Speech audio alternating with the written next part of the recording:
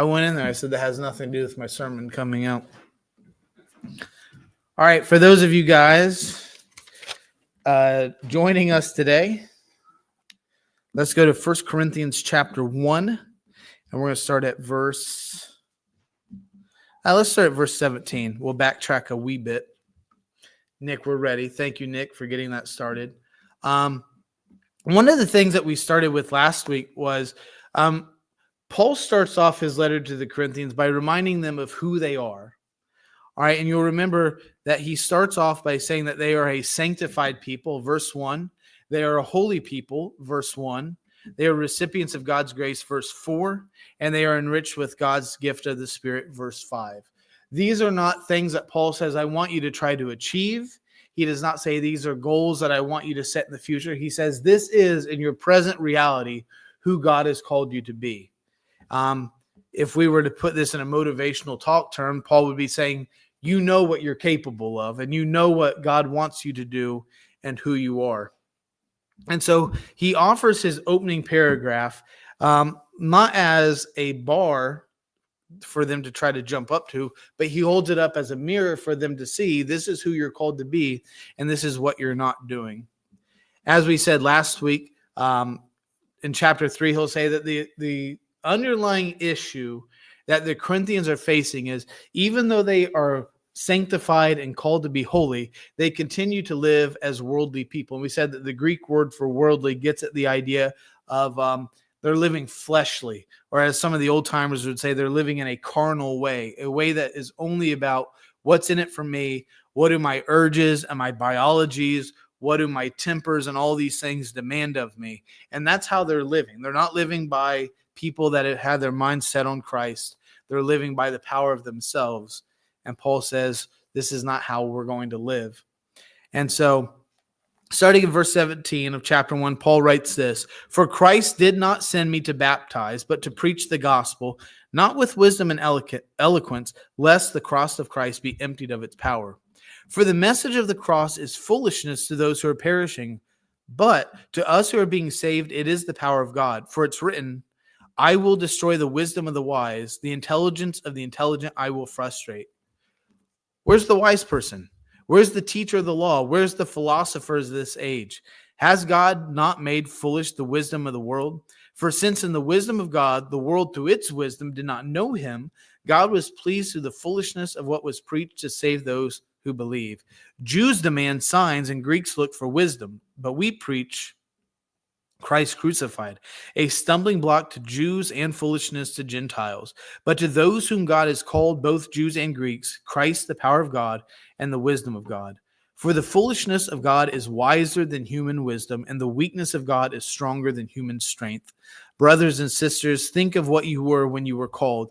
Not many of you were wise by human standards. Not many were influential. Not many were of noble birth. But God chose the foolish things of the world to shame the wise. God chose the weak things of the world to shame the strong. God chose the lowly things of this world and the despised things and the things that are not to nullify the things that are, so that no one may boast before him. It is because of him that you are in Christ Jesus, who has become for us wisdom from God, that is our righteousness, holiness, and redemption. Therefore, as it is written, let the one who boasts, boast in the Lord.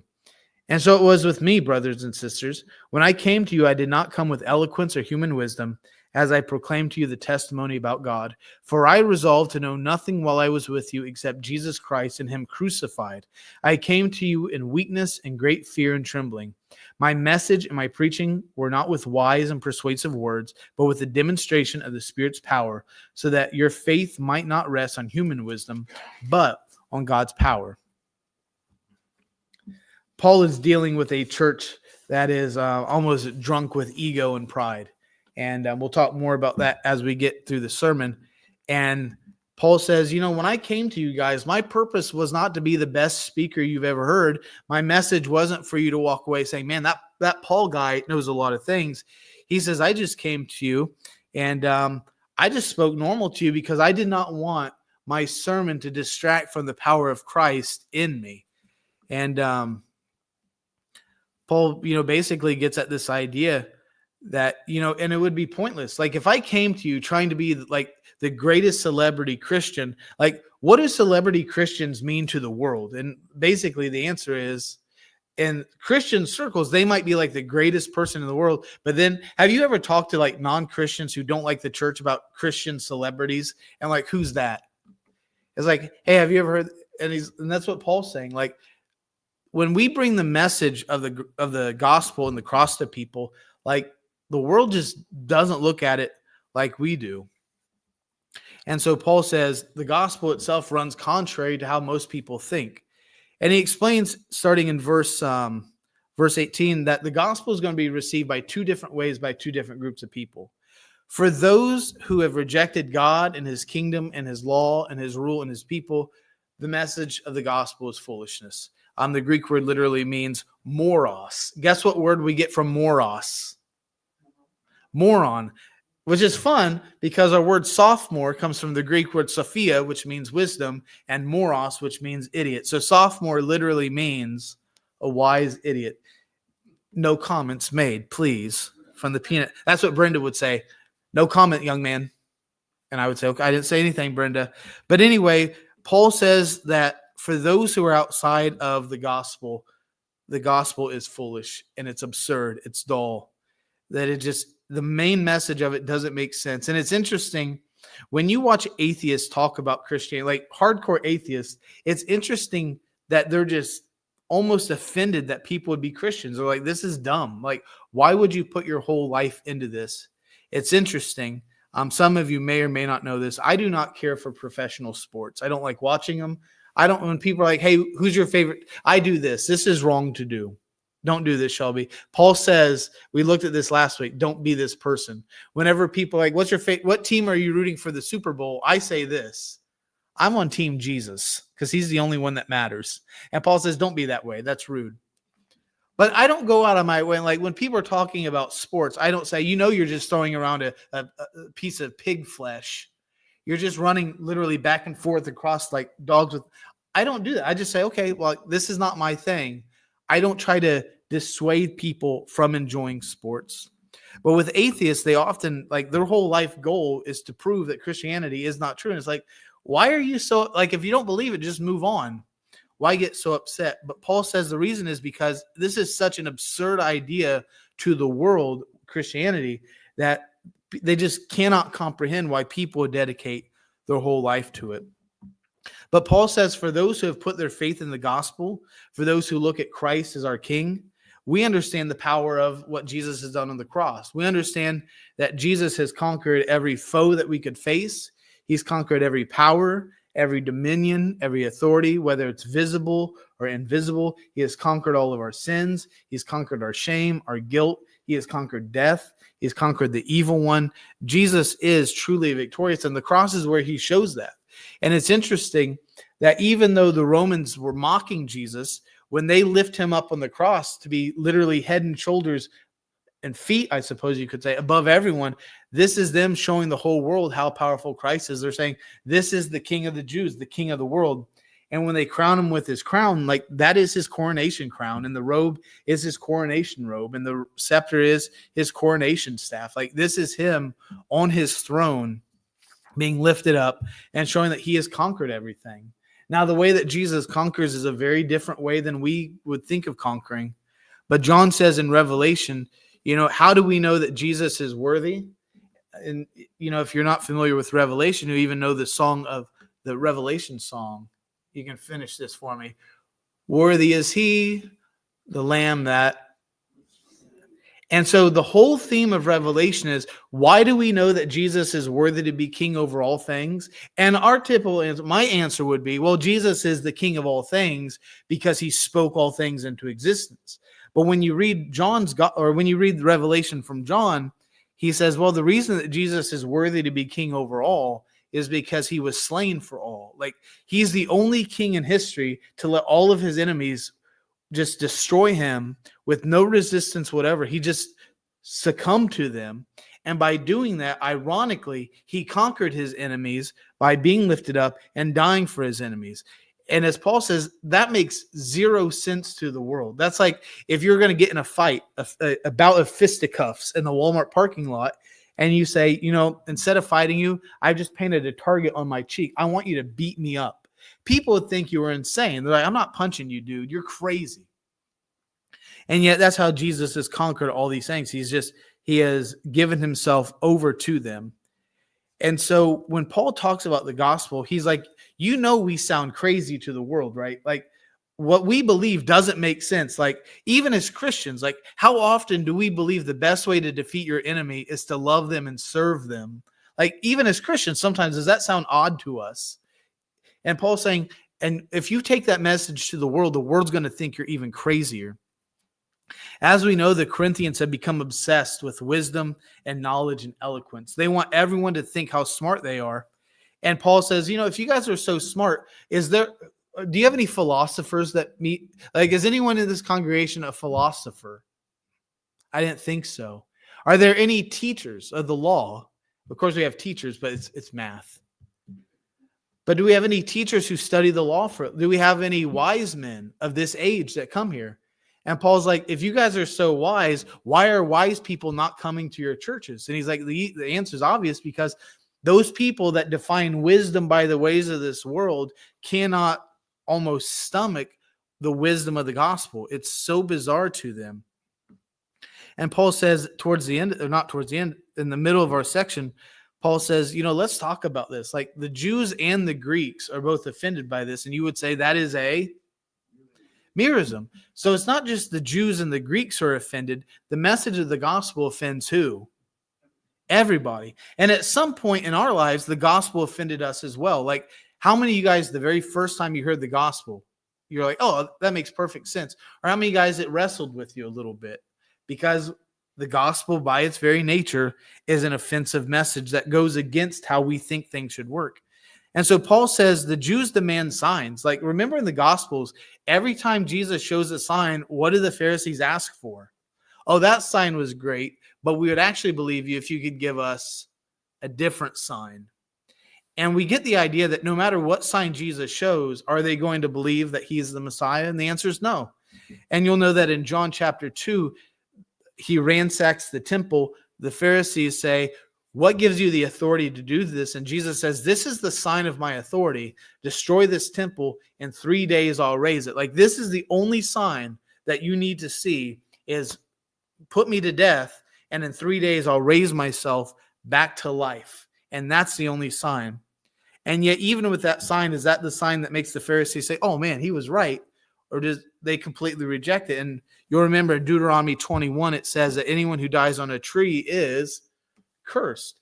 And so think about like Jesus goes to these people who believe the worst thing that can happen to you, not just in this life, but even in the next life, is to die on a tree. Because if you die on that tree, that basically says your whole life is just cursed. And now you're trying to tell me the way you're going to conquer the entire world is by dying on a tree and being cursed? Like, that makes zero sense.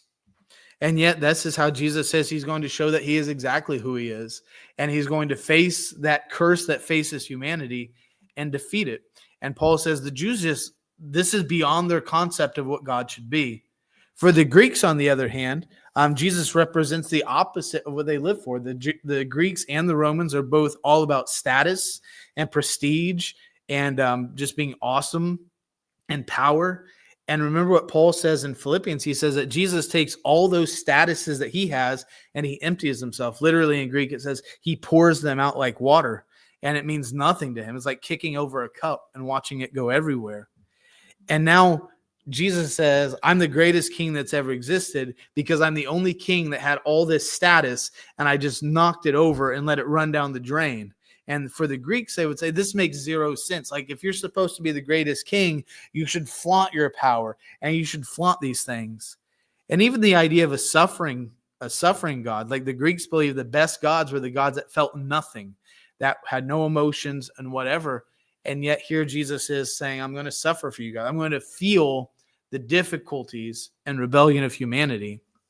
And so both for the Jews and the Greeks, Jesus is at odds with what they expected him to be. And I think if we were honest, like, when is it that we often get the most frustrated with the Lord? It's when what we expect God to do and what we expect God to be doesn't line up with how God reveals himself. Like, don't we struggle with that too? And Paul says, if we struggle with that as God's people, what does the world think of this message?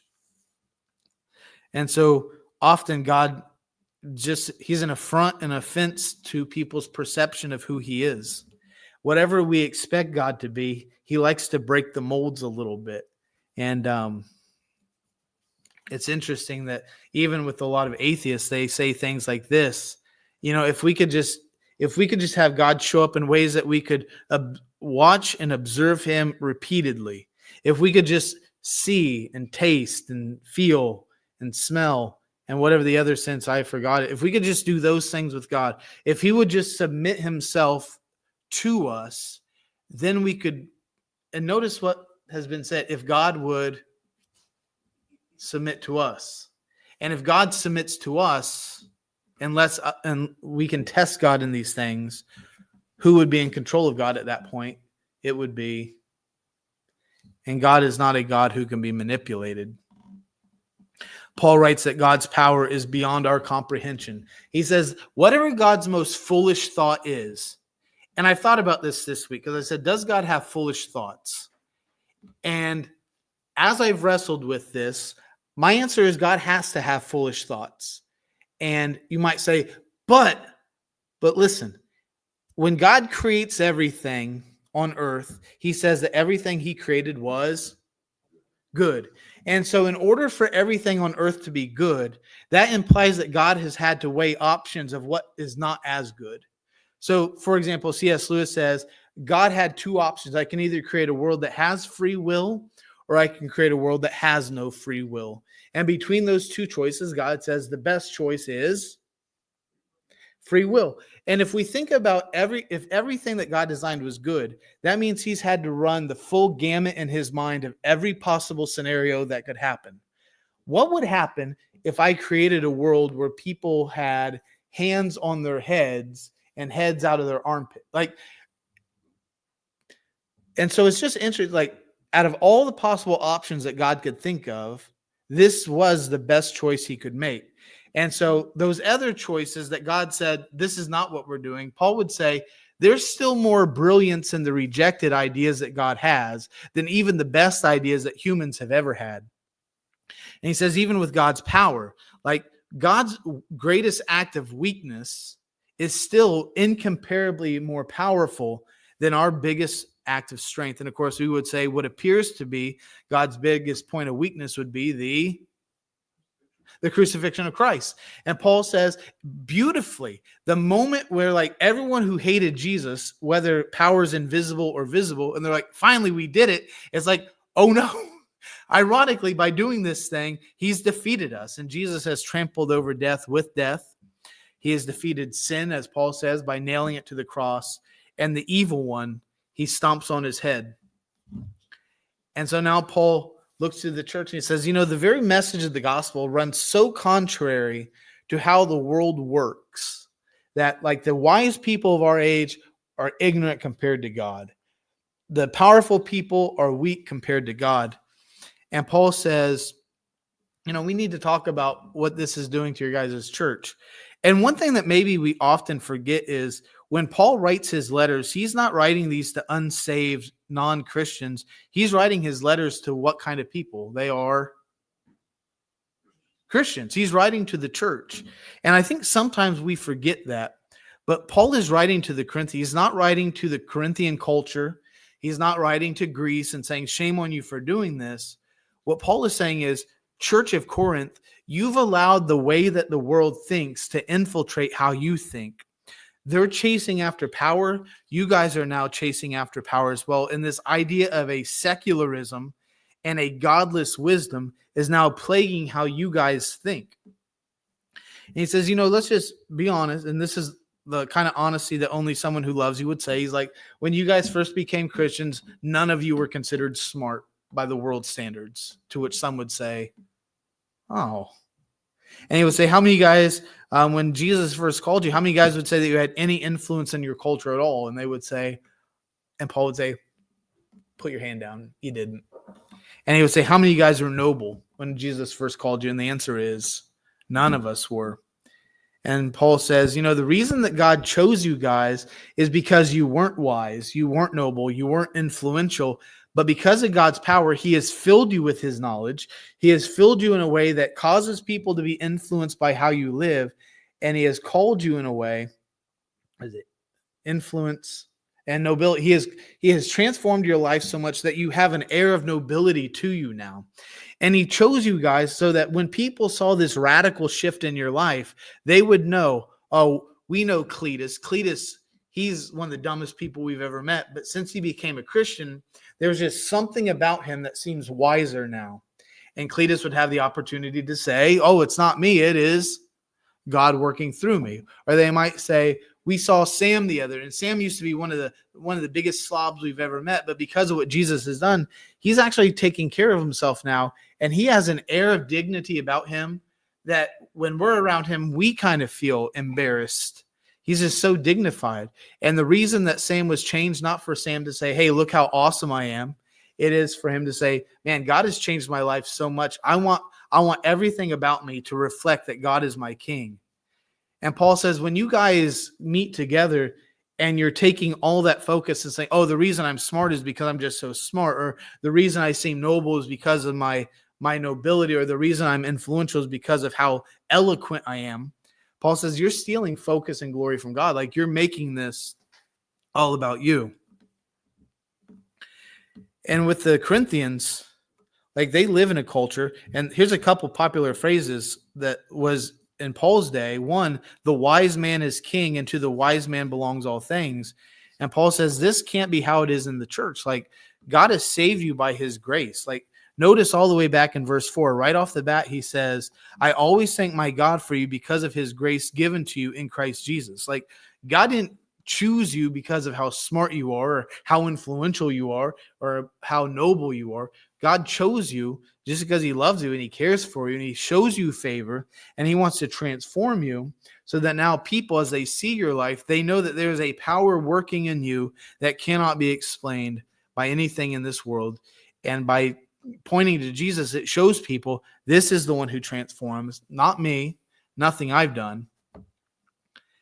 And so Paul gives them, starting in chapter 2, maybe some friendly advice, some things to focus on and things to think about.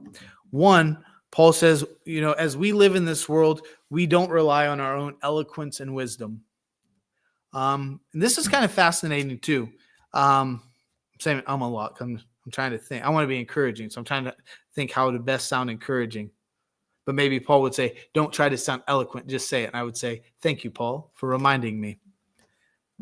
But it's interesting that Paul often says when he goes to Corinth, he doesn't go with the brightest wisdom, and he's not the best speaker. In fact, in 2 Corinthians, the people will say, we know that you're not truly an apostle because you're a terrible speaker and nobody likes listening when you preach. To which I would say, maybe Paul, I don't know. And it's interesting that when Paul goes to Corinth, notice what he says. I went to you guys with fear and trembling.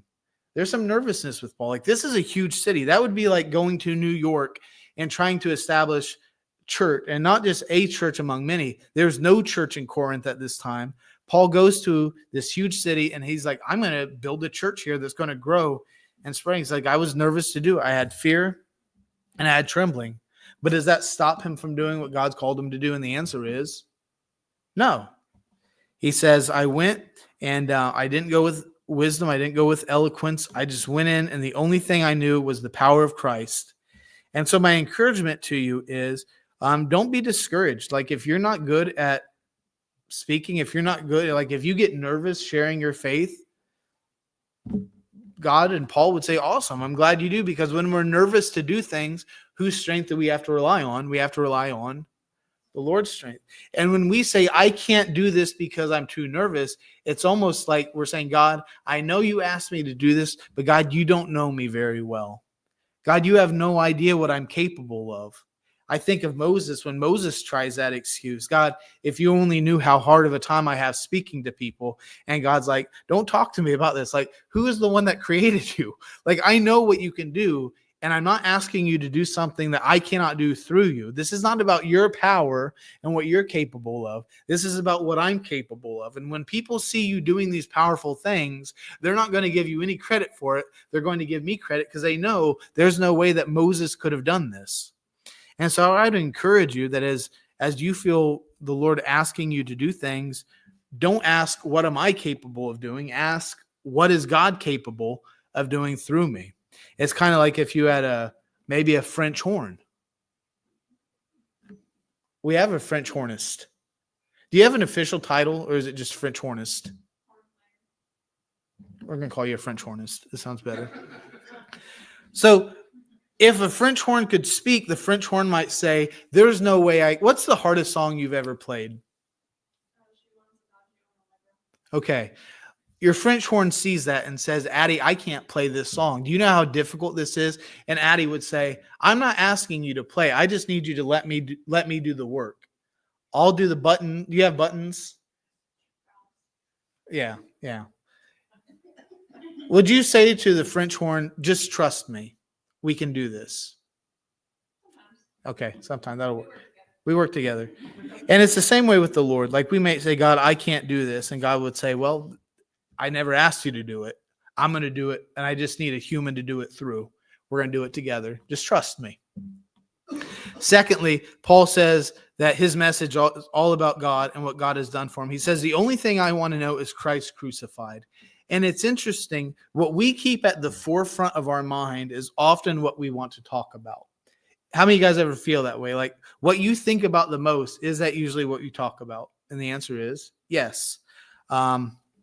And so Paul says, the only thing I want to think about is Jesus, because if I'm always thinking about Jesus, when people bump into me, what are they going to have to listen to? They will have to listen to Jesus. And Paul says, I have to go back because I changed my outline a little bit. The beautiful thing about focusing on Christ and always giving focus to Jesus is it does two things. One, and this is fascinating. Paul says, I'm not telling you not to boast. In fact, I want you guys to become the most boastful people I've ever met. Like every time you have an opportunity to boast, I want you to take it. But when you boast, what do I want you to boast about? Jesus. And this does two things. One, it keeps us honest. How many of you guys like to get all the attention for yourself? I do. I'll raise my hand because I do. I'll be honest with you. And Paul says, by always focusing on Christ, it keeps us honest. And so when someone says, hey, you did a great job doing this, our response doesn't become, oh, well, thank you.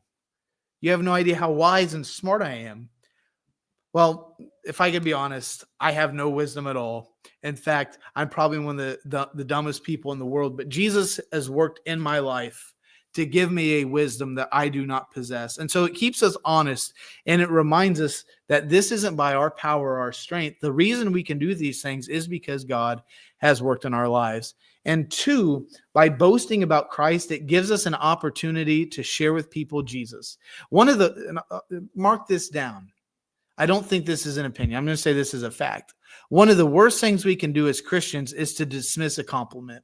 So, for example, Shelby comes to me and says, Jeff, that was a great sermon today. I loved it. Oh, it's not me, it's him.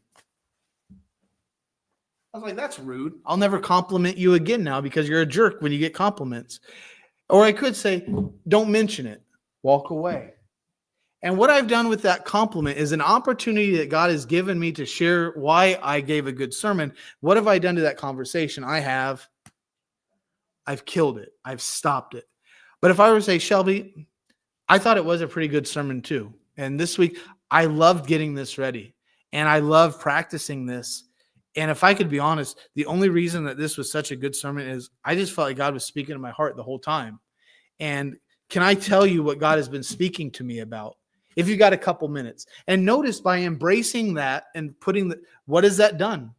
Like when we cut off conversations, we can't be surprised. It's like, well, did you share the faith this week? No. Well, what were your interactions like? Well, I made them as short as possible. Well, why would you do that? But when it's like, man, you did a really good job singing that song today. Man, you've got some tremendous pipes. Well, thank you. But if I could, I'd also like to give all the credit to the Lord. He has given me this wonderful gift to sing. And, I'll be singing again somewhere else. I'd love for you to come hear that. And maybe we can talk more about how God has been working in my life to get me to this. Like, see how that creates a conversation that we can have. And it's natural. And it's just taking a shift that they've already given us and putting that shift on Christ. Paul writes also for the third point, Paul is only focused on demonstrating God's power. Multiple times, thousands of times it feels like Paul says that I didn't come to you with wisdom or eloquence. Because if I come to you and you walk away from my sermon thinking, man, Paul's the smartest guy I've ever met. Man, Paul's very good at making a 5-point outline. Man, Paul's very good at making all of his points in his outline rhyme. Paul's very good at making cute acronyms. Like when he was talking about how to be like Christ and he said, I'm going to give you the acronym ELEPHANT. I was like, there's no way you can do that. And it was so beautiful. And I memorized them every way. And Paul said, if you did that, who would all the focus be on? It would be on. And he said, and when you go home, you're not going to talk about what God did. You're going to talk about him. And Paul says, I don't want to be like that. I don't want to preach in a way that gets people so focused on my ministry that they're not focused on Christ. And he's like, we need to be focused on Christ. And so, I would just encourage us that even as we have maybe favorite speakers and stuff, that we always make sure that Jesus gets the focus and that we don't put it on. And I would especially say, please don't put it on me. Please don't, Randy, this week at Walmart, man, my pastor saved my soul. Please don't say that. That's not true. I did not. I would only make it worse. And the last thing that Paul would tell us is we need to be careful that the message of the world does not become the church's message. Some of you guys know my friend Randy Saltz, our temporary district superintendent for like 2 days. But one of the things that Randy often says is, if the message of the church is the message of the world, we failed. If people come to the church to hear something different, to hear something that's not what the world is saying, and we are just quoting what we heard on TV, then we basically said, we have nothing to offer. Look somewhere else. So we need to be careful, because very easily the phrases and the slogans of this world can bleed into the church. And if we're not careful, we might embrace things that the world says that the Bible would say this is not true. And I thought about this last night, and I was like, this could be like a whole 8-week sermon series. We're just going to do it in one quick paragraph, Shell, because we don't have all day. But, like a phrase, follow your heart. Is that not something that our world says? And what does the Bible say about following your heart? The heart is deceptive above all things. Or here's a crazy one. We're not perfect. No one's perfect. Is that what the Bible says? The Bible would disagree. In fact, I was reading last night, people in the Bible who are called perfect. And when you get to Philippians, Paul says, for all of us who are perfect, the Philippian church is described as perfect. Zechariah and Elizabeth are described as perfect. Job, ironically, Job is described as perfect. And so when we say that people aren't perfect, where did we get that from? You didn't get it from the Bible, because the Bible stresses multiple times people by the power of the Holy Spirit can be transformed. We get it from the world. How about this one? We should avoid toxic people. People that are difficult, don't talk to them. There's my favorite Babylon Bee article, and Mitchell knows this one. It says God's 2024 resolution is to avoid, cut out toxic people from his life. Billions of people die immediately. It's interesting when you read the Gospels, who does Jesus tend to go towards? He goes to difficult people. If you and I avoid talking to difficult people, one, you're not going to talk to me anymore because I am difficult. And sometimes, I hate to say this, sometimes we can all be difficult.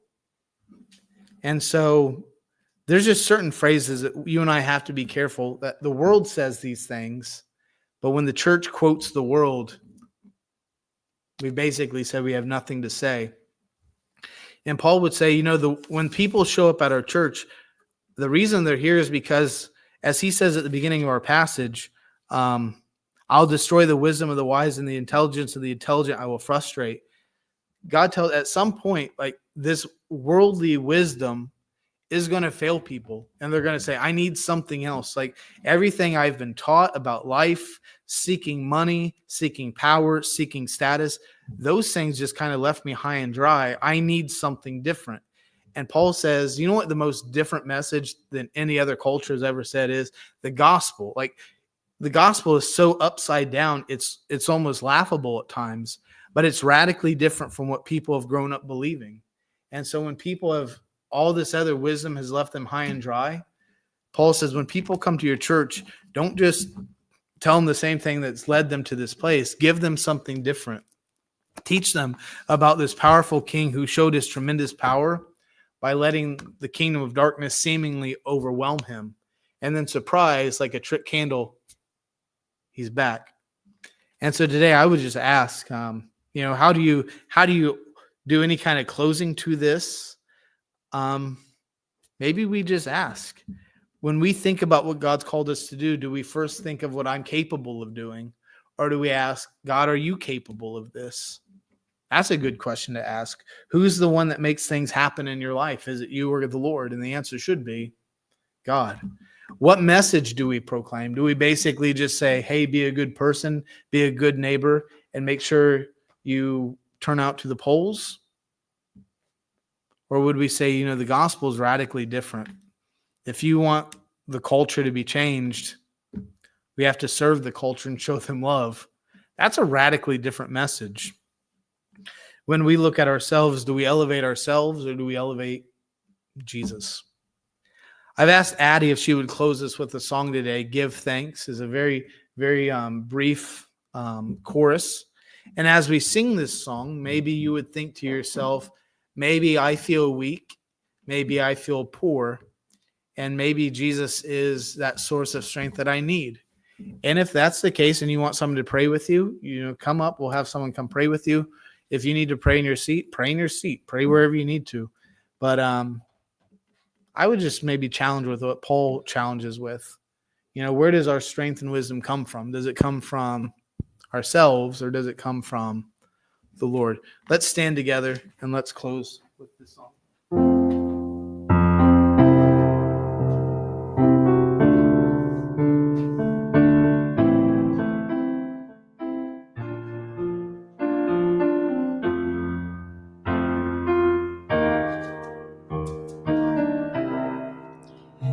Give thanks with a grateful heart. Give thanks to the Holy One.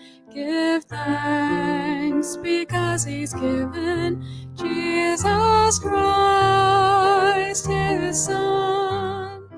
Give thanks with a grateful heart. Give thanks to the Holy One. Give thanks because He's given Jesus Christ, His Son. And now let the weak say, I am strong. Let the poor say, I am rich, because of what the Lord has done for us. And now let the weak say, I am strong. Let the poor say, I am rich, because of what the Lord has done for us. Give thanks. As we close, maybe you could close your eyes and bow your head. And maybe you might say, just to let the Lord know, maybe you would say, God, I feel kind of weak today. I just need your strength. God, I feel kind of poor today. I just need your richness. And maybe you would say, God, I feel kind of ignoble.